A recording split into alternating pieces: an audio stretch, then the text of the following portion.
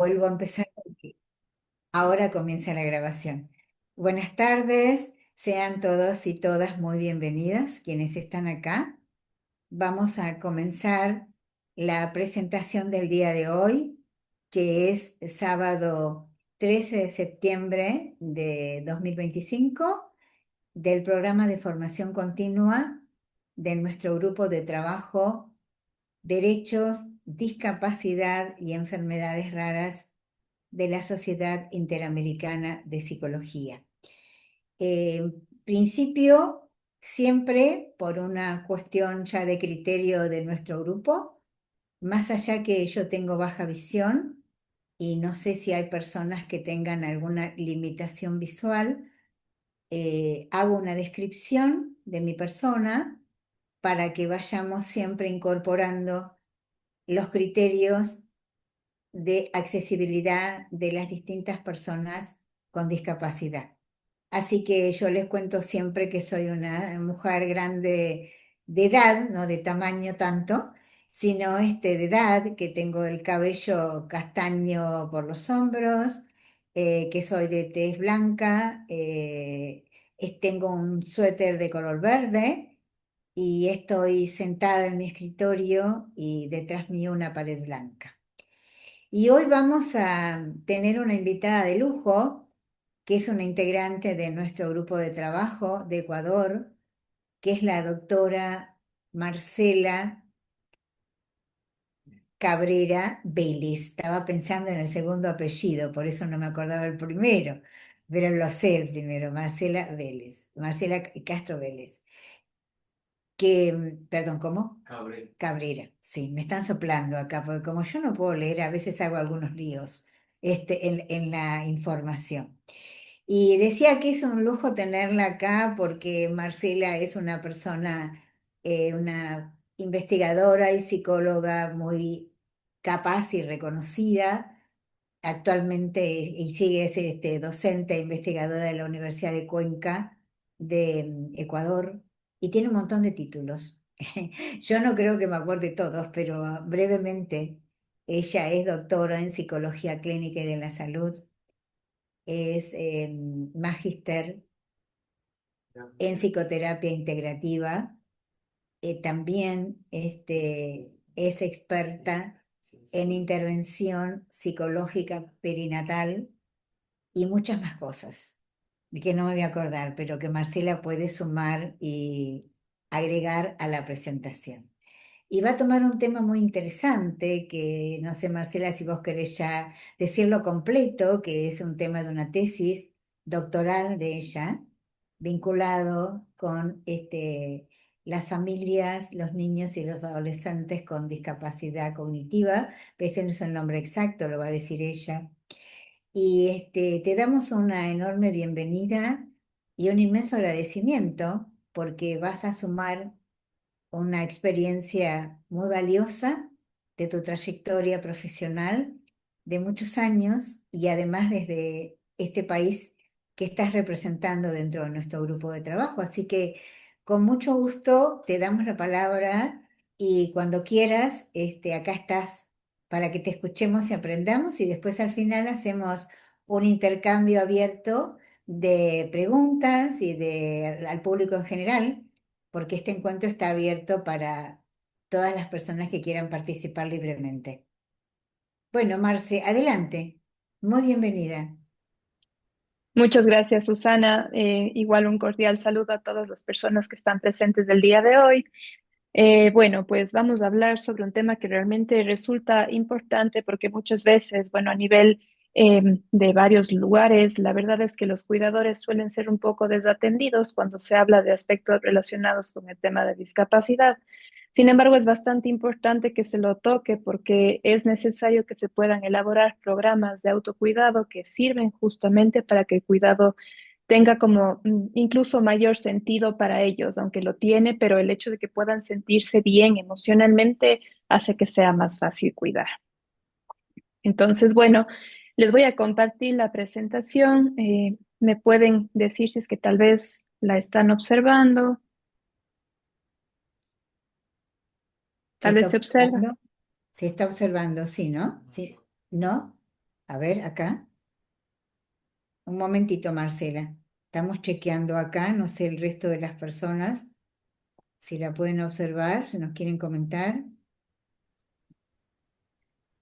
No, A ver acá. Marcela, no se está mostrando. No se O está sea, dice mostrando. que está iniciando, pero no, Tiene que hacer yo no lo doble veo. clic para habilitar el modo de pantalla. Tenés que hacer doble clic para habilitar el modo de pantalla, Pero yo ya le di anfitrión. Ya es anfitrión, así que lo porque puede. ya estás como anfitriona, Marcela.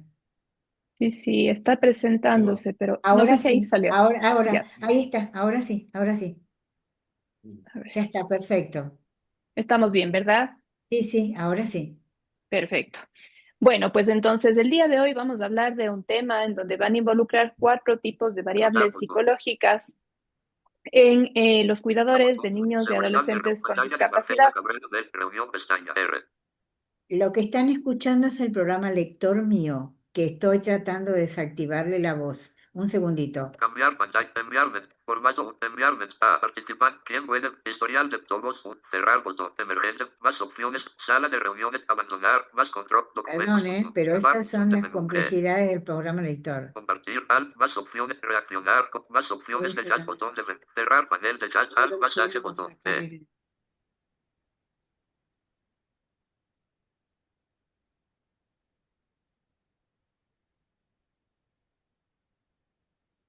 Ok, bueno, mi nombre es Marcela Cabrera. Tengo el cabello castaño, tengo la tez blanca, estoy con una blusa oscura y estoy sentada en mi escritorio este momento. Como les decía, vamos a hablar de un tema que incluye cuatro variables en cuidadores de niños y adolescentes con discapacidad. ¿Por qué es tan importante conocer lo que sucede con quienes están a cargo de quienes tienen una discapacidad? De hecho, hay varios datos, ¿no? Por ejemplo, primero, en la conceptualización de la discapacidad según la Organización Mundial de la Salud, donde se dice que en verdad el tema de la discapacidad pues es un conjunto de deficiencias que limitan por un desarrollo evolutivo que termina siendo diferente. Entonces, hay algunas variables que pueden sumar al hecho de que alguien pueda tener algún tipo de discapacidad, sean cuestiones biológicas, sean accidentes, entre otros. A nivel de nuestro país, ¿qué es lo que nosotros encontramos, al menos específicamente en Cuenca? Actualicé este dato de la cantidad de niños y adolescentes que nosotros tenemos registrados solamente en Cuenca. De hecho, a nivel nacional hay aproximadamente unos 10.000, si no estoy mal, un poco más, de niños y adolescentes que tienen algún tipo de discapacidad. La mayor prevalencia que nosotros tenemos acá es principalmente la parte intelectual y también la parte física. A nivel de los cuidadores, no es que existe una política específica para protección de la salud para el tema del autocuidado. Aparte, sabemos que quienes cuidan realmente suelen tener una afectación, ya que el hecho de cuidar impacta sobre la salud por el tema de tener que destinar más tiempo en el cuidado, de no poder tener como ciertos espacios privados, herramientas de ¿sí? la Perdón, Aparte, Marcela, ¿se escucha? Te iba a pedir que vayas más lento, ok. ¿sí? Porque nos cuesta desde otro idioma entender y para que sea con un lenguaje más fácil. ¿Podemos ir más despacio? De Gracias, acuerdo, Susana. gracias. Bueno, como les decía, la discapacidad suele impactar lo que sucede con los cuidadores, porque implica mayor tiempo en el cuidado, porque incluso no suelen tener momentos como de descanso. Cuando nosotros, bueno, cuando yo recogía los datos para el tema de la tesis, recuerdo que hacía una pregunta que es como, ¿qué es lo que hacen en su tiempo de ocio, en su tiempo de descanso? Y recuerdo que una mamá me miró y me dijo, ¿y eso qué significa? Nosotros no tenemos tiempo de descanso. En realidad eso no forma parte de nuestras vidas. Y claro, justamente según los datos, se observa que la discapacidad suele incrementar ciertas demandas porque involucra el buscar médicos, el buscar también terapias de rehabilitación, de estimulación, incluso también aspectos económicos. Y hay algo también relevante acá y es el punto de que muchas personas que cuidan no pueden trabajar, ¿sí? Entonces, claro, es como que estar con muchas demandas el momento que están también cuidando. Y hay otra cuestión más a nivel de la familia con la discapacidad, y es que generalmente quienes más cuidan son las mujeres, en un porcentaje bastante mayor a los varones, y quienes son las que generan como mayor vínculo emocional con quienes presentan algún tipo de discapacidad. Bueno, a nivel de las variables que les había mencionado, cuando hablamos de las funciones ejecutivas, realmente hay muchos estudios en los niños que tienen, por ejemplo, trastornos del neurodesarrollo o también cuando existe algún tipo de patología psicológica. Sin embargo, no hay tanto cuando se habla con los cuidadores y resulta fundamental porque las funciones ejecutivas permiten que nosotros planifiquemos más lo que nosotros pues tenemos que hacer diariamente. En el tema de los estilos parentales sí tenemos algunos datos, que es lo que nos muestra, generalmente se incrementan las demandas parentales cuando se tiene que cuidar a niños y adolescentes con discapacidad y lo que suele mostrarse también es un mayor estilo de crianza hacia la calidad. Respecto a la personalidad, algo que es bastante relevante mencionar y algo que se muestra también acá es que existe mayor tendencia hacia el neuroticismo, es decir, el hecho de que las personas tiendan a mostrar más ansiedad, más preocupación, más dificultad de regulación emocional. Y es importante la personalidad porque afecta la percepción de las situaciones de la vida diaria. A la final, nuestra personalidad resulta primordial porque está con nosotros desde que nosotros existimos, básicamente. Y por último, la percepción de la calidad de vida, porque sabemos, y hay muchos datos también, en realidad el tema de la calidad de vida involucra el hecho de cómo nosotros podamos percibir nuestro propio bienestar y eso también de cierta forma fortalece o termina siendo un factor de riesgo para la adecuación que tengamos en nuestro contexto. Y tenemos algunas variables sociodemográficas que pueden influir, como lo vamos a observar también. Sin embargo, estos cuatro elementos realmente no es que se han estudiado en conjunto y con lo que ustedes van a ver ahora, vamos a ver cómo un modelo predictivo pues, puede mostrarnos el grado de influencia de cada uno de ellos sobre el otro. Bueno, un poco sobre cada una de las variables para que puedan comprender un poco más. Las funciones ejecutivas hacen referencia a ciertas funciones cognitivas que nos permiten convivir a nosotros diariamente, ¿sí? Por ejemplo, nos permiten organizar diariamente cómo nosotros vamos siguiendo las actividades o por otro lado nos permiten regularnos emocionalmente o también nos permiten a nosotros que podamos ir observando nuestra reacción y qué es lo que producen el resto de las personas, que podamos cambiar entre ciertas actividades y no presentemos mucha rigidez cuando tenemos algunos elementos. Entonces, realmente son muy importantes. La explicación de las funciones ejecutivas viene mucho más desde la parte neuropsicológica, de cómo nuestra parte frontal hace que nosotros podamos adecuarnos, ¿no? Para esta investigación se trabajó desde la teoría de Robert Roth, donde nos dice que nosotros podemos tener 9 funciones ejecutivas que se agrupan básicamente en dos grandes dimensiones, la parte de la regulación o control emocional y la parte del control cognitivo. ¿Qué es lo que pasa en los cuidadores? Hay muchas diferencias que al final nos van mostrando que pueden haber como ciertos datos respecto a las funciones ejecutivas, pero hay algo que realmente resulta importante y es el ambiente en el cual se desarrolla el cuidador, que a la final termina modulando un poco la respuesta del funcionamiento ejecutivo. Ahora, a nivel de los estilos parentales, de hecho, esto y el tema de la calidad de vida suele ser lo que más se puede evidenciar. Son comportamientos, actitudes, son estrategias que pueden utilizar los cuidadores y son bastante importantes porque de hecho los estudios lo que nos muestran es que los estilos parentales influyen mucho en cómo se desenvuelve el niño. Es más, en algunos casos se ha considerado que el estilo parental suele ser como, hasta si se utiliza de una manera mala, también es como negligencia por parte parental, porque por ejemplo el tema de la sobreprotección puede llevar a que a lo mejor no se desarrolle adecuadamente algún tipo de habilidad o potencialidad del niño. Bueno, en el caso de la discapacidad hay muchos elementos que están relacionados con el comportamiento parental. desde el ambiente, incluso de historias de crianza. Además, pueden influir elementos también de la personalidad, es decir, es multifactorial.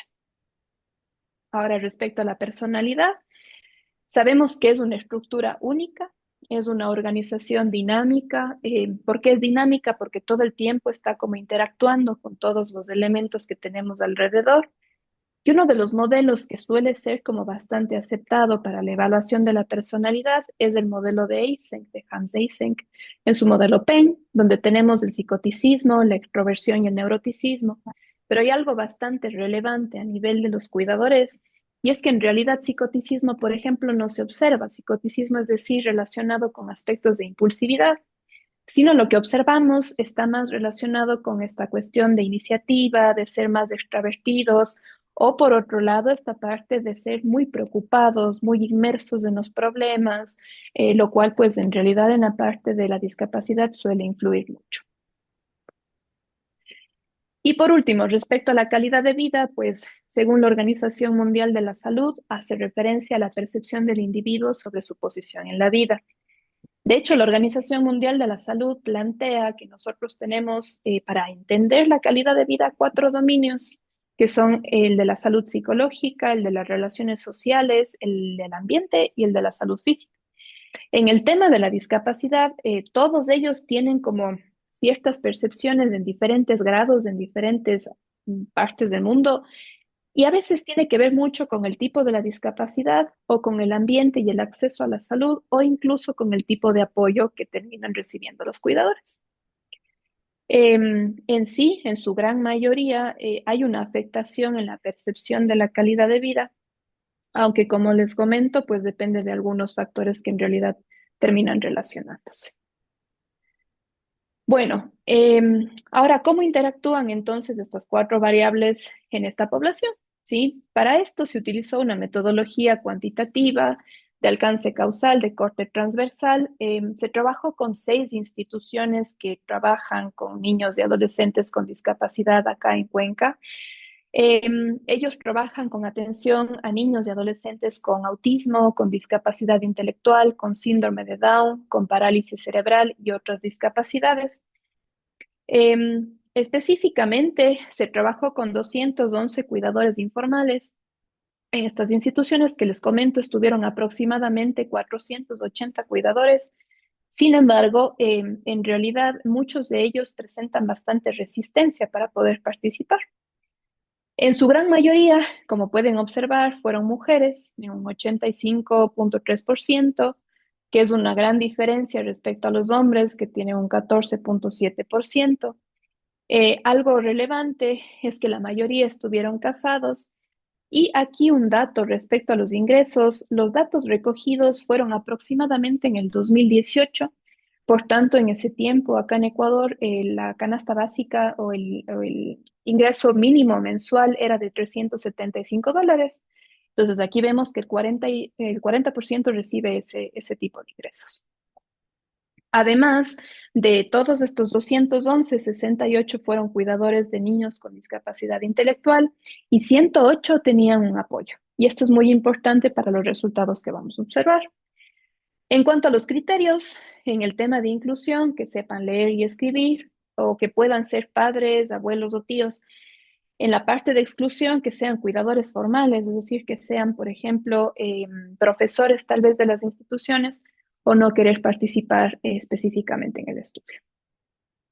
Los instrumentos que se utilizaron fueron el Brief A, que es para ver las funciones ejecutivas, el EPQRA.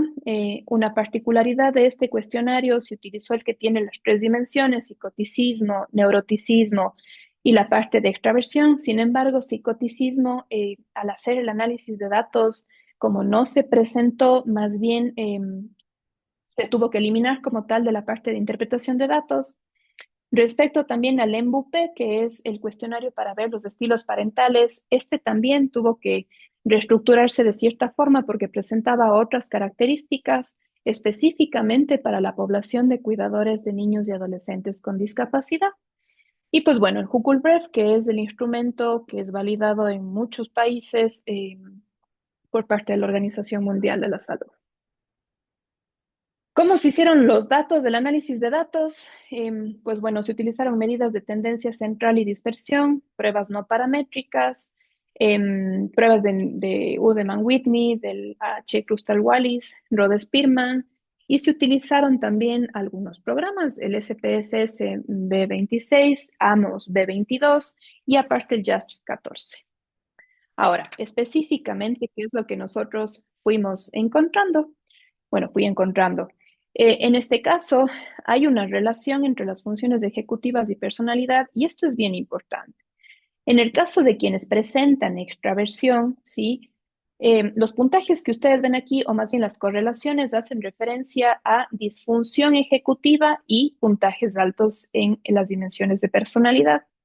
En este sentido, cuando hablamos de extraversión, ¿sí? Este termina siendo como un factor de protección de cierta forma para el funcionamiento ejecutivo. Porque, por ejemplo, a mayor extroversión presentamos menor disfunción ejecutiva y principalmente en la parte de la metacognición, es decir, de todo el control cognitivo, de planificación de tareas, de poder seguir todo lo que se va realizando para poder conseguir una meta. Sin embargo, si vemos la otra dimensión de personalidad, por ejemplo, en el caso del neuroticismo, este presenta correlaciones en distintas intensidades, pero con todos los tipos de disfunción ejecutiva. Y de hecho, aquí vemos que, claro, termina siendo como un factor de riesgo para que no podamos planificar bien e incluso no podamos controlar nuestra parte emocional, ¿sí? Podamos desregularnos, perdón, más fácilmente. Ahora, una vez que se obtuvo esto, ¿qué es lo que se hizo? Se hizo justamente la revisión de un modelo predictivo para ver qué es lo que sucede y qué es lo que realmente funciona más, si es que el funcionamiento ejecutivo sobre la personalidad o la personalidad sobre el funcionamiento ejecutivo. En este caso se encontró que el funcionamiento ejecutivo tiene una predicción sobre la personalidad en efecto negativo del 38%. ¿Qué significa esto? Que en verdad a más disfunción ejecutiva, de cierta forma vamos a presentar rasgos de personalidad que vayan a ser más disfuncionales y que a la final terminen afectando en mayor medida nuestro desempeño en la vida diaria. Una vez que se realizó esto, nosotros realizamos pues un modelo predictivo con todas las variables, incluyendo los aspectos de la calidad de vida e incluyendo dos puntos relevantes de la parte de la crianza, ¿sí? La dimensión de culpa y la dimensión de control dentro del instrumento. Entonces, en este caso se encontró, claro, que el funcionamiento ejecutivo predice la personalidad, pero en este caso la personalidad predice tanto cómo vamos a percibir nuestra calidad de vida y por tanto cómo nosotros vamos a presentar nuestros estilos parentales. Es así que si yo presento una mayor tendencia hacia el neuroticismo, voy a ser una persona que más sobreprotección presente, ¿sí? Que sea como más preocupado, más incluso de cierta forma controlador con mi hijo o con mi hija, e incluso que de cierta forma en el lado de la calidad de vida, pues pueda percibir a los dominios de una manera como más baja, de una percepción como un poco más de factor de riesgo, o sea, como más de riesgo. Bien. Respecto ahora a ciertas variables sociodemográficas, si ustedes ven acá, las mujeres, en este caso, presentaron mayor disfunción a nivel de control emocional, es decir, no pueden regularse emocionalmente. Aparte, presentan dificultad en la memoria de trabajo, es decir, no pueden como organizar correctamente las actividades, pueden tener incluso mayor dificultad para poder concentrarse, ¿sí? Lo cual también tiene que ver con la organización, en la cual tiene que ver, por ejemplo, con el cuidado del hogar, tal vez con el aseo, con sus propias cosas, etcétera. En el caso del estado civil, vemos que los solteros y los viudos presentan mayor puntuación en iniciativa, es decir, mayor disfunción ejecutiva y en autocontrol. ¿Qué significa esto de iniciativa? Que necesitan de otros estímulos externos para poder iniciar una nueva actividad. No es que pueden iniciarla solos. Y en el caso del autocontrol es este seguimiento que pueden hacer hacia sus propias conductas y ver qué es lo que sucede con quienes están alrededor. Respecto al nivel educativo, quienes presentan niveles primarios y secundarios presentan mayor disfunción a nivel de la flexibilidad, es decir, son personas mucho más rígidas, más difíciles tal vez de poder conectar. La organización, como les mencionaba, a nivel de poder ver cómo yo voy a ir organizando mi cuidado personal, tal vez de mi hogar, y el seguimiento de tareas que hace referencia a que yo pueda ir viendo cómo voy logrando ciertas metas y qué es lo que debería hacer para conseguir otras. Y respecto a la situación laboral, quienes están activos laboralmente presentan mayor disfunción a nivel de control emocional y organización del material. Esto del control emocional realmente es importante porque puede tener mucha relación el punto de que estoy trabajando, pero a su vez también tengo que dedicarme a la parte del cuidado.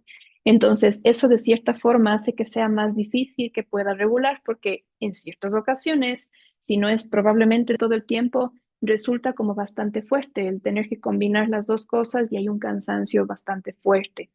Es más, hay algunos elementos que terminan influyendo en la parte de las funciones ejecutivas, como por ejemplo la falta de sueño. Eso también influye a que sea más difícil el control emocional.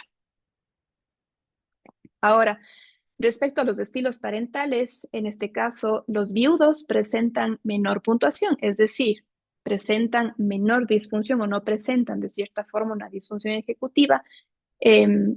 La parte de la calidez emocional presentan más bien mayor calidez emocional, son quienes se muestran más abiertos a poder contactar con sus hijos. En el caso del apoyo en el cuidado, quienes no cuentan con el apoyo presentan mayor castigo. ¿Sí? Entonces, el hecho de que exista un apoyo, y acá muchos cuidadores consideraban el apoyo, el poder tener instituciones donde puedan quedarse al menos sus hijos la mitad del día. Y en el caso del diagnóstico, la discapacidad sin especificar muestra menores niveles de castigo, a diferencia de la discapacidad intelectual, donde nosotros encontramos un mayor control. Respecto a las personalidades y las variables sociodemográficas, quienes presentan mayor neuroticismo son personas que primero están solteras, no están en alguna relación, están divorciados, son viudos, tienen una educación primaria, un hijo con mayor porcentaje de discapacidad o discapacidad intelectual. De hecho, hay muchos datos también que muestran que el neuroticismo tiene muchísimo que ver con mucha rigidez, por eso es que es más fácil encontrar al menos esta condición de no tener una relación de pareja. Y en el caso de la extraversión, pues vemos que como son personas más abiertas e incluso que pueden tener una mayor facilidad para tener iniciativa, entonces, tienen mayor educación a nivel académico, son universitarios, presentan mayor apoyo porque de hecho el ser más abiertos permite que puedan buscar más apoyo, encontrarse trabajando porque son igual más proactivos en buscar algo diferente. Y bueno, aquí también se ve que quienes presentan mayor extraversión son personas que tienen niños con síndrome de Down. Por último, respecto a la calidad de vida, hay algunas cosas que terminan influyendo en la percepción. Por ejemplo, en el caso de la educación, el tener un grado de posgrado mejora la percepción de la salud psicológica. ¿Qué significa esto? Salud psicológica hace referencia a poder percibirme como alguien valioso, alguien que realmente puede lograr ciertas cosas, ¿sí? En la parte de la secundaria, mejores relaciones sociales, es decir, siento probablemente mayor apoyo, siento mayor cercanía con personas que pueden ser como confidentes. Y el grado universitario también es relacionado con una mejor percepción del ambiente. En este caso, el ambiente hace referencia al poder acceder a ciertos servicios. Por ejemplo, el tema de si es que a lo mejor necesito una silla de ruedas, el poder acceder a una rampa, o incluso tal vez si tengo la necesidad de de alguna parte médica, pues el poder tener el acceso hacia los elementos tal vez de tratamientos o incluso atenciones médicas.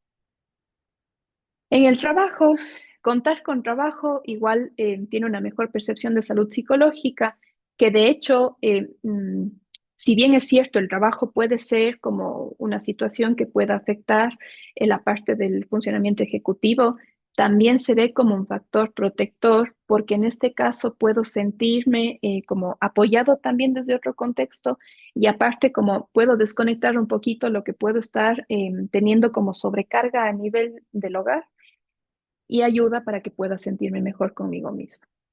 Y también con el tema de las relaciones sociales, justo por lo que les mencionaba. El contar con un apoyo mejora la percepción de la salud física, lo cual es bastante importante porque, por ejemplo, en el caso de que tengamos niños con parálisis cerebral, involucra mucho esfuerzo físico por el hecho de tener probablemente que estarles cargando o incluso tal vez de tener que estar haciendo actividades de bastante esfuerzo. Pero si tengo un apoyo, puedo sentirme mejor. Aparte también de que el apoyo puede ayudar a que yo tal vez pueda descansar, pueda dormir un momento o incluso pueda hacer otra actividad. Entonces eso permite que yo descargue y pueda sentirme mejor con mi cuerpo. En el caso del diagnóstico, quienes tienen niños que presentan autismo presentan una mejor percepción a nivel del ambiente. En el caso del estado civil, igual casados, perciben mejor el ambiente. Y en el caso del salario, quienes presentan salarios iguales a 750 perciben mejor su salud psicológica y las relaciones sociales. Bueno, estos datos que les acabo de mostrar, la verdad es que en su mayoría, de manera separada, pueden tener mucha relación. Por ejemplo, a nivel de la personalidad, suele decirse que en realidad no es tanto el funcionamiento ejecutivo el cual predice la personalidad, sino es al contrario. Pero a su vez hay muchos datos que nos dicen que más bien puede depender de muchos factores que están ahí jugando. Por ejemplo, uno de ellos es justamente la carencia del sueño. Yo me imagino que muchos de ustedes en algún momento habrán tenido dificultades para dormir o habrán tenido alguna preocupación que haya hecho que igual puedan estar tan cansados y se han de haber dado cuenta que cuando están tan cansados termina influyendo también su rendimiento. Probablemente no se acuerdan de las cosas o a lo mejor incluso el rendimiento que tienen como tal de hacer una actividad es como más lento, como incluso con mayor dificultad. Entonces, eso es lo que puede verse tal vez como forma del por qué puede ver acá en este caso que el funcionamiento ejecutivo tiene mayor influencia sobre la personalidad y no al revés. En el caso de que existe el mayor neuroticismo y que esto predice la calidad de vida, esto sí se encuentra en la mayoría de lugares. En verdad, el tener una tendencia más hacia ser como más ansioso, más preocupado, con mayor dificultad, más rígido, hace que yo vea como más negativa las cosas, que no pueda sentirme bien ni conmigo mismo, ni con las cosas que están alrededor. Y por tanto, pues la extraversión va a ser de cierta forma como un factor protector para lo que yo puedo estar percibiendo alrededor mío. Y por último, hay una cosa aquí que es bastante relevante, que por ejemplo en el modelo predictivo se vio que la función ejecutiva no tiene mayor incidencia sobre la elección del estilo parental.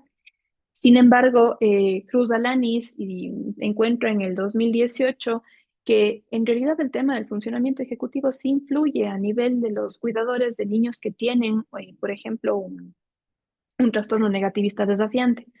Pero en este caso, más bien se ve que es una relación como bastante baja, ¿sí? Y pues no es significativa. Entonces, nuevamente, aquí hay algunos factores que están en juego, como el contexto, como el tema también del cuidado, etcétera. Y por último, respecto a las variables sociodemográficas, pues en realidad hay bastante concordancia a nivel de todas las variables, de las variables incluso de manera independiente. La mayoría de los datos pues encuentran situaciones similares. Una cosa que tiende a diferir para que exista esta relación con las variables sociodemográficas suele ser el tipo de discapacidad y el lugar en donde se encuentran las personas, por lo que específicamente para los aspectos preventivos, hay que tomar en cuenta esto, el contexto, qué es lo que está sucediendo, si es que existe o no existe apoyo, o incluso tal vez el nivel educativo en el que se encuentran los cuidadores. Bueno, las implicaciones clínicas, pues en realidad con esto lo que se ve es que es pero muy importante sociales de los cuidadores, porque Cuando presentan una mayor tendencia hacia el neuroticismo, quiere decir que en verdad van a presentar una mayor dificultad hacia el poder relacionarse, poder controlarse, poder incluso encontrar nuevas alternativas para solucionar alguna situación. E incluso suele ser más difícil que se descarguen emocionalmente, porque muchas veces al ser más rígidos, suelen guardarse para sí mismos lo que pueden estar sintiendo y por tanto, al no tener apoyo, termina siendo también una situación de riesgo. Esto influye específicamente en cómo van a cuidar de sus hijos, porque a la final, si yo soy más duro, sí, puede que incluso sea más, a ver, más duro conmigo mismo, sea más duro también con quien yo estoy cuidando. Incluso el que se pueda ver cómo se está generando el esfuerzo en el cuidado, ¿sí? Es decir, yo estoy cuidando, pero también qué estoy haciendo para poder cuidarme a mí mismo, qué otras actividades forman parte de mi rutina. La necesidad también de poder evaluar la personalidad con otras variables e incluso con las funciones ejecutivas. Incluso hay algo que mencionan algunos estudios y es el punto de que es necesario conocer qué es lo que pasa a nivel de la alimentación, de otras actividades como por ejemplo el hacer ejercicio, que a la final pueden terminar también como que influyendo en cómo yo puedo relacionarme y responder hacia el contexto. Y bueno, con esto también se pueden elaborar o perfeccionar ciertas propuestas preventivas donde se involucren específicamente el tema del funcionamiento ejecutivo, porque a la final esto termina siendo o que yo pueda planificar mejor las cosas y pueda encontrar un nuevo mecanismo de acción o que pueda regular mejor mis emociones y por tanto pueda adecuarme mejor al contexto que me rodea. Bueno, algunas limitaciones. La población, si bien es cierto, contamos con 211 participantes, pues es mejor contar con más y poder ver específicamente qué es lo que sucede a nivel macro. Lo que sí, como les mencionaba, hay mucha resistencia para poder participar. Una segunda limitación, no se consideraron otras variables sociodemográficas y psicológicas, como algunas que ya les mencioné.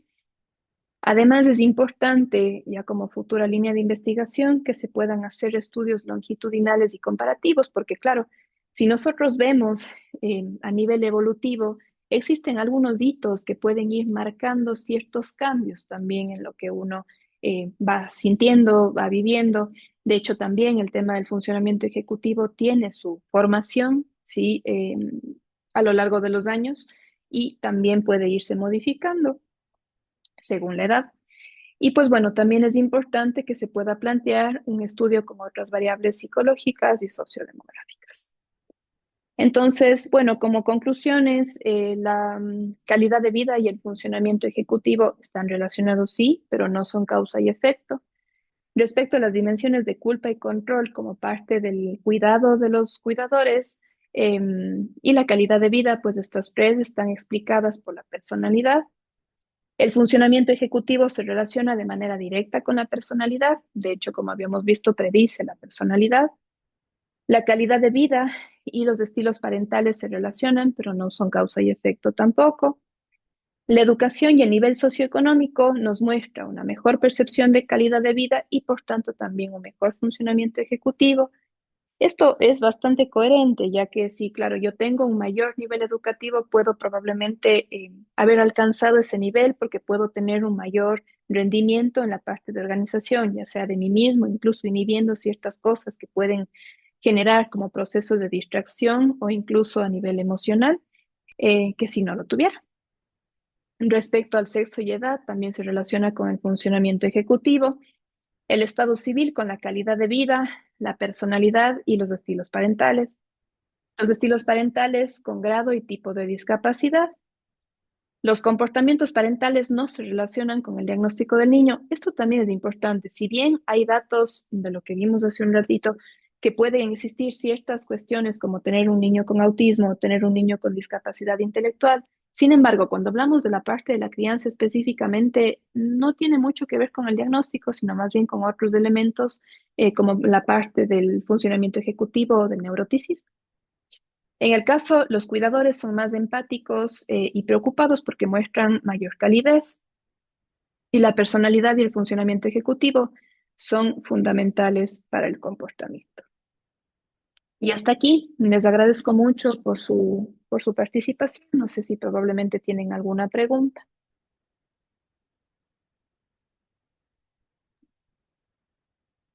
Mili. Acá estoy. No, que la cámara no. Y las dos cosas activé también, el audio también. ¿Se escucha? Sí, Así Sí. se escucha, se escucha. Bueno, Marcela, cuánta información, cuánta información y qué precisión metodológica en esta investigación tan detallada que nos has compartido. Eh, yo pensaba que felizmente en los últimos tiempos cada vez más se ha prestado atención a los cuidadores y que deben existir muy pocos estudios como este, tan riguroso y tan específico, ¿no? Con tantos datos desagregados para poder pensar y seguirte despaciosamente en toda la evaluación del material que nos has traído y que qué riqueza aporta esto de poder ver qué les pasa y cómo esto interviene en el vínculo de cuidadores y de hijos con distintos tipos de discapacidad. Em, Riquísimo lo que nos compartiste. Me gustaría dejar abierto justamente para que alguien quiera preguntar o comentar o aportar algo de todo lo que nos trajiste para este tiempo que estuviste haciendo esta exposición. sí, Marcela, este es Fabricio. Yo, ¿Cómo estás? Muy agradecido por la presentación, muy buen trabajo. Eh, a mí me parece muy interesante el papel de la educación y el nivel socioeconómico que, por lo menos en el trabajo que nosotros hacemos aquí con gente marginalizada y pobre, latinos y African Americans, eso se convierte en una barrera fundamental porque no tienen el acceso a los recursos, la calidad de todo lo que reciben es malo y en muchos casos no lo reciben. Entonces, impacta muchísimo su vida, su calidad de vida y su funcionamiento emocional. Nosotros no miramos personalidad, no nos metemos por ese lado, pero miramos siempre por el lado de los recursos y las oportunidades que la gente tiene o no tenga para trabajar con sus hijos y para mejorar el funcionamiento de los niños y los jóvenes con que ellos están tratando de trabajar. Muchas gracias, Fabricio. Sí, justamente, por ejemplo, hay algunas personas que indican que cuando trabajamos con ambientes que son más marginales, de hecho va a haber una mayor disfunción ejecutiva porque el tema del funcionamiento ejecutivo tiene mucha relación también con una parte biológica. La parte biológica también tiene que ver con el hecho de poder tener un mejor cuidado hasta desde la parte de la alimentación y estar en un ambiente de protección. Entonces sí puede haber una mayor dificultad para el tema de la organización y aparte para ser más flexible también con lo que yo puedo ir viviendo. Por eso es que muchas veces en los ambientes marginales vemos que específicamente las personas como que se quedan estancadas y no buscan, no tienen mucha iniciativa y es también porque presentan mayor rigidez. Sí. yo quería hacer un par de preguntas. Marcela, ha estado súper interesante tu exposición. Me parece que usualmente sí se ha trabajado en cuidadores, pero no directamente relacionando su funcionamiento ejecutivo, porque las otras variables más clínicas sí he escuchado de, como tú bien lo has mencionado, pero me viene a la mente dos consultas. Primero, mencionaste que en cuestión de los instrumentos, tú habías hecho la validación, o eso había entendido, la adaptación y la validación hacia la muestra. Entiendo que del brief o del EPQ, no, del brief y del EMBU, me parece. O sea, que quería saber, ¿y dónde lo habías hecho? O sea, ¿con población ecuatoriana o con población española? Bueno, supongo que ecuatoriana porque es la misma muestra, y si eso como que está publicado, lo has incluido dentro de tu trabajo. Y lo otro era relacionado con el marco teórico de las funciones ejecutivas. ¿Tú crees que esto estaría relacionado con el desarrollo genético y epigenético de los trastornos del neurodesarrollo? O sea, porque de hecho hay una fuerte corriente que da explicación de que, por ejemplo, ciertas características de personalidad ya a nivel más clínico de personas con TEA, TDAH, bueno, el síndrome de Down no, porque ya la alteración ahí es genética, pero discapacidad intelectual, em, hay una relación directa con el desarrollo genético epigenético. Entonces, si hablamos, por ejemplo, por eso te decía el marco teórico de las funciones ejecutivas. Por ejemplo, lo que plantea Artigas es que si bien la función ejecutiva se va dando en cuestión de la expresión en el desarrollo neurológico de los primeros años y a nivel prenatal que ya se va desarrollando, esto tiene un inicio incluso anterior a nivel genético y epigenético. Entonces, a mí lo que me llama la atención es como, ok, ponte, un chico que tiene autismo, tiene un factor genético y epigenético de parte de ambos padres, los cuales de por sí ya estamos observando que hay una alteración a nivel de funciones ejecutivas, pero si bien no tienen el diagnóstico, no necesariamente cuando hay un desarrollo ya cigoto a nivel cromosómico, sí se observa. Entonces, en realidad es como un ciclo, ¿no? ¿Me entiendes? Como el ciclo donde va a haber factores tanto de personalidad, función ejecutiva, de generación en generación, y ahí podríamos ver temas etiológicos, como qué es lo que piensas eso en base a ello, ¿no? A ver, vamos por partes con las preguntas. La primera, respecto a los instrumentos, no fue el brief no, fue la revisión de hecho, el brief no presentó ninguna dificultad a nivel de la población. Lo que se vio como diferencia, y por ejemplo, que concuerda con un estudio que se hicieron en España, es respecto al EPQRA, que es justamente que nos permite ver el tema de personalidad, donde también habían hecho con cuidadores que presentan, bueno, sí, con cuidadores de personas con discapacidad y tampoco presenta el psicoticismo. Entonces es algo que se encontró también acá con la población. El MBUP es el que sí, de cierta forma, presenta un cambio en la parte estructural porque a ver, se integran otros elementos y se eliminan algunas preguntas. Por ejemplo, había una pregunta que decía como, a ver, si no estoy mal, era algo como, yo controlo lo que mi hijo utiliza para vestir, por ejemplo. Que a la final, si hablamos de niños que presentan una discapacidad, no es algo que tenga que ver específicamente con la cuestión de la crianza, sino más bien es parte ¿sí? Entonces, ese tipo de preguntas son las que tuvieron que reestructurarse. Y de hecho, sí, este sí está publicado, si es que probablemente quieres revisarlo un poco más, sí está con todos los datos que se encontraron, que fue específicamente acá en Cuenca.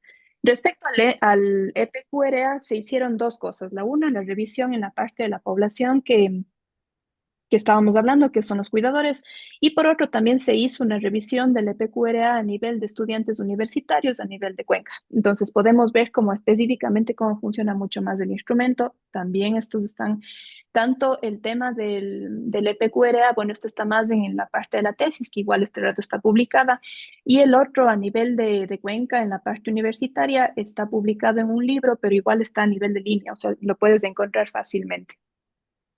Ahora, la otra parte que tú mencionas respecto al componente epigenético, de hecho sí, o sea, la final en la parte del marco teórico se encuentran estos elementos. Sí se evidencia, por ejemplo, que hay ciertas situaciones en las cuales cuando los papás tienen ciertos parámetros, se podría decir así, de funciones ejecutivas, sí hay ciertos casos en los cuales existe cierta correlación de incidencia. Por ejemplo, papás que son más rígidos sí presentan niños que pueden tener una mayor incidencia de autismo. Entonces, sí, o sea, de que hay un factor epigenético, hay un factor epigenético.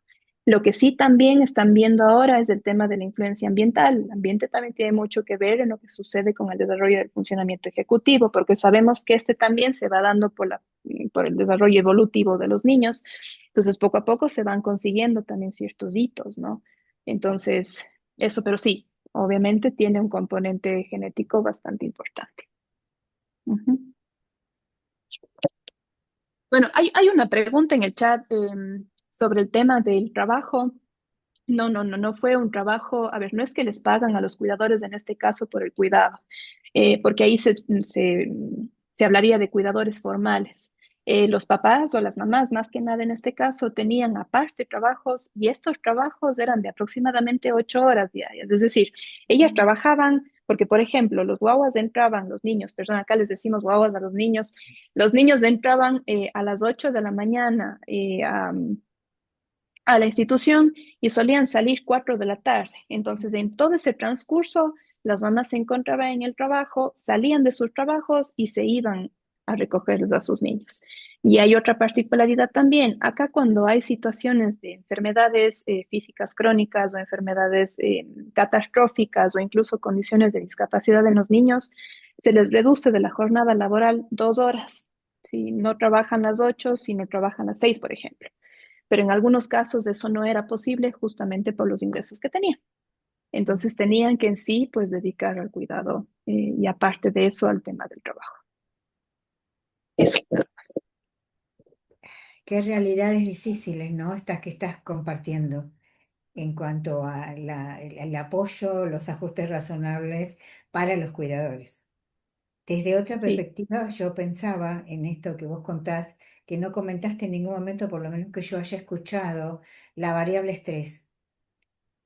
Sí, de hecho, esa es una variable de las psicológicas que sí, es verdad, no se evaluaron y que sí sería Ah, importante, sí, tomarla en consideración para poder ver incluso porque este también tiene una relevancia a nivel del funcionamiento ejecutivo, tanto el estrés como la depresión y la ansiedad, que tienen una exactamente. correlación, ajá, sí. Claro, claro, porque pensaba esto desde otro lugar o desde otra concepción, o digamos mal conceptual, lo que es el síndrome de Bernardo, el desgaste o el síndrome del quemado, ¿no? Que Ujú, generalmente aparece tanto en esta sobreexigencia y sobrecarga que vos contabas, bueno, las mamás trabajan 8 horas o 6 horas o 8 porque no pueden trabajar 6 porque económicamente no pueden sobrellevar la vida y entonces en qué condiciones están para poder hacer la actividad de cuidadoras y por tanto cuánto esto afecta, por supuesto, la función ejecutiva y por supuesto lo que hace al descanso, al sueño, a la alimentación, a la calidad de vida,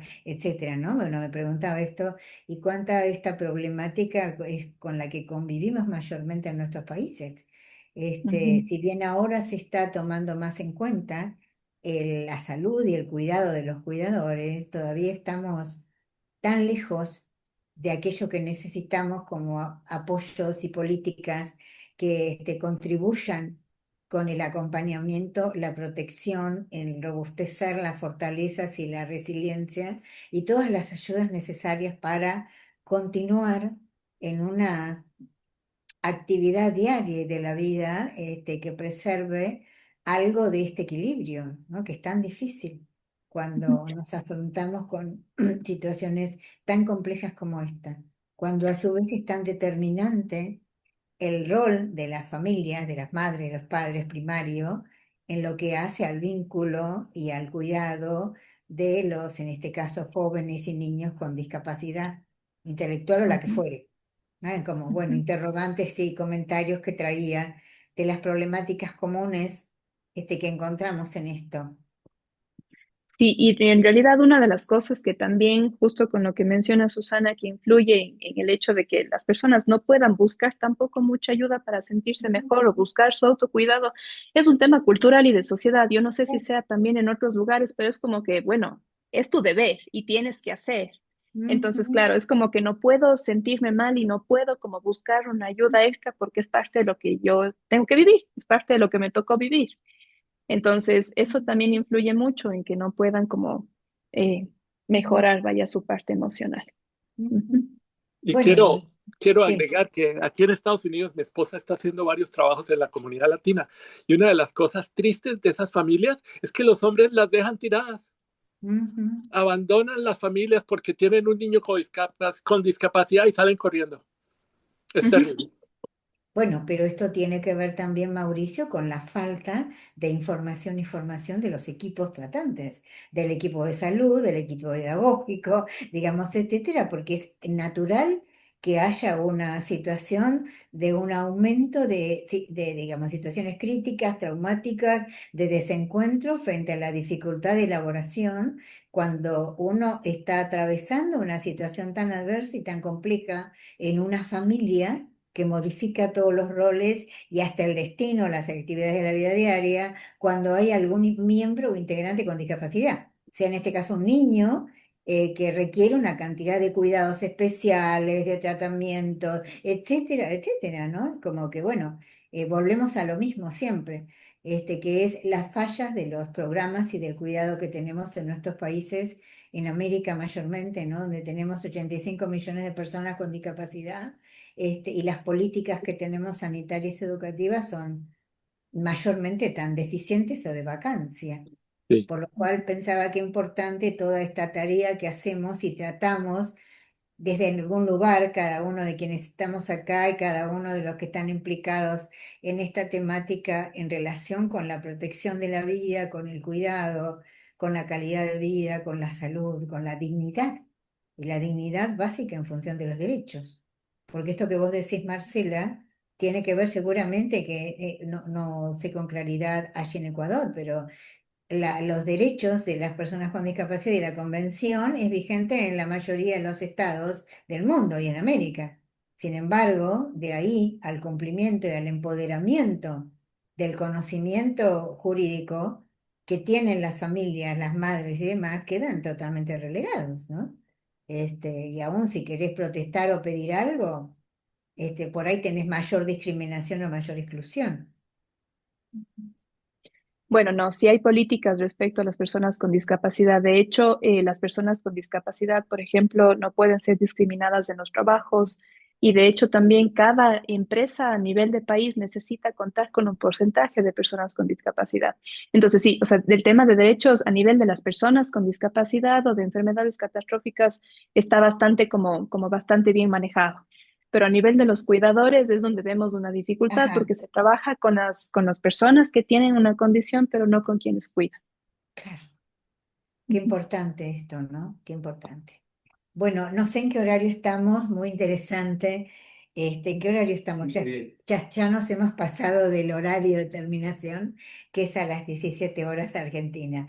¿Alguien más quiere compartir, preguntar algo, Marcela, antes que cerremos este encuentro y aprovechar de su experiencia y su riqueza o del grupo que estamos acá? Muchos somos integrantes de nuestro grupo de trabajo y también hay algunas personas que no pertenecen al grupo, que están invitadas y están participando. Sí, Susana, ¿puedo participar? Claro que sí. Sí, sí. Sí, también para compartir en el Instituto de Rehabilitación del Perú, en el Departamento de Desarrollo Psicomotor, que son niños que nacen amputados, congénitos, con hidrocefalia, con parálisis cerebral. Generalmente, como decía el compañero, los esposos las abandonan. Entonces, la Ujú. colega que trabaja en esa área solamente trabaja con las mamás, porque los papás tan luego se enteraron que el niño nació con esta discapacidad, las abandonaron, ¿no? O sea, es bien frecuente esa, casi toda su población de ellas son madres, Ujú. o sea, una familia monoparental, ¿no? Porque el padre las abandonó porque tuvo un niño con estas características. Ujú. Terrible, ¿no? Todo lo que Sí. son las demandas de capacitismo y la normalidad y lo que están en la influencia cultural enraizadas en nuestra historia y además en los mitos y en las exclusiones de la discapacidad y la injuria que representa un hijo con discapacidad, ¿no? Casi que Mm, volvemos al modelo de la presidencia, históricamente. Bueno, un tema difícil y fuerte, pero bueno, Marcela, inmensamente gracias por tu participación y tu exposición. Excelente trabajo, bueno, lo han compartido nuestros colegas y verdaderamente qué minuciosa la metodología y todos los aportes que nos has brindado. Estaríamos cerrando este encuentro agradeciéndoles a quienes están presentes ahora acá y a quienes después, bueno, compartan esto en nuestro canal de YouTube y nos estaríamos encontrando en la próxima presentación del próximo mes, el segundo sábado del mes de octubre. Claro, ya estamos en octubre, con otro tema interesante que va también a compartir los colegas de nuestro grupo de trabajo y sean ustedes bienvenidos para el próximo encuentro y ojalá hayamos aportado en este recorrido que venimos haciendo un granito más de arena, de conocimiento, de experiencia y reitero como siempre la invitación a sumarse a este grupo de trabajo porque justamente necesitamos acrecentarlo, fortalecer y seguir visibilizando estas acciones que hacemos absolutamente de manera voluntaria desde la Sociedad Interamericana de Psicología. Buenas tardes Hola, y Susana. sí, Perdón, soy María Fernanda. Sí, Fer. No sé si hay algún espacio así como 1 minuto, 2 minutos. Un minuto, Fer. Sí, sí, estamos pasados de hora, pero no Sí, importa. más que Sí, adelante. nos hace el favor de acompañarnos una compañera de aquí de Sonora, Marcia Contreras.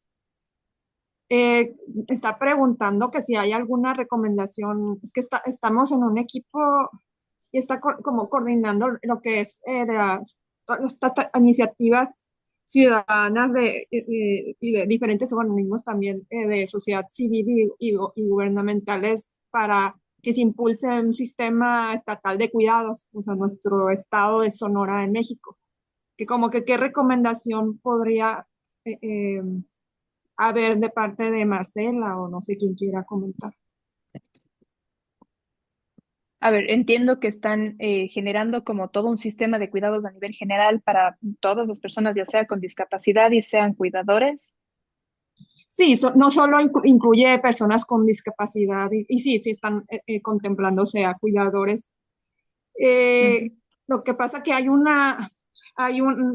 marco jurídico también ya como a nivel federal, nacional, entonces se está queriendo como que por cada en la provincia pues como que haya diferentes eh, eh, em, pues cómo podría ser pues tomando en cuenta el contexto local, ¿no? Un sistema de cuidados para cuidar desde niños hasta personas mayores.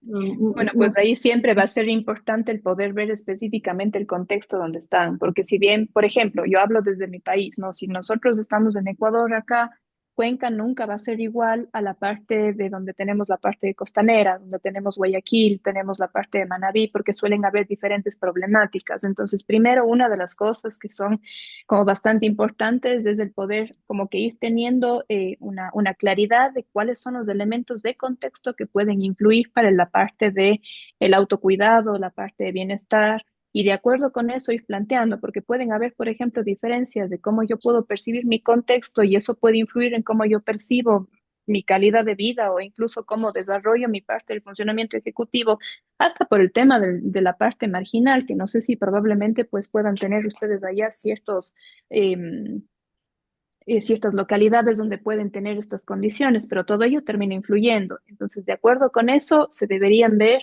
qué estrategias se podrían ir planteando, porque de hecho sí hay como ciertos elementos preventivos en función de lo que se pueda ir encontrando.